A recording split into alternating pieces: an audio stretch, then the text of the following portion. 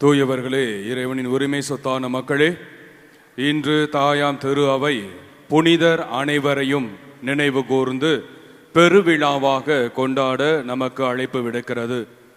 புனிதர்கள் என்பவர்கள் சிறுவத்தில் இருப்பவர்கள் மட்டுமல்ல, நம் மத்தியிலே நம்மோடு வாழுகின்றவர்களும், மனிதனாக மனித நேயத்தோடு மனிதர்களை மதித்து மனித மாண்புகளை மதித்து எல்லோருக்கும் பலங்களும் உண்டு பலவீனங்களும் உண்டு என்பதை ஏற்றுக்கொண்டு, எனக்கு எப்படி பலங்கள் பலவீனங்கள் இருக்கிறதோ அதே போல மற்றவருக்கும் பலங்களும் பலவீனங்களும் உண்டு என்பதை உணர்ந்து பலவீனங்களை பெரிதுபடுத்தாமல் ஏற்றுக்கொண்டு புரிந்து கொண்டு வாழ்பவர்கள்தான் புனிதர்கள்.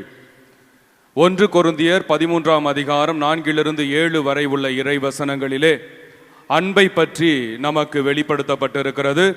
அப்படிப்பட்ட அன்பு நிறைந்த வாழ்க்கையை வாழுகிற ஒவ்வொருவரும் புனிதர்களே. ஏற்றுக்கொள்வது, புரிந்து கொள்வது, நம்புவது, இவை அனைத்தும் புனிதர்களுக்குடைய பண்பு. இவற்றை தான் நாமும் பெற்று வாழ வேண்டும்.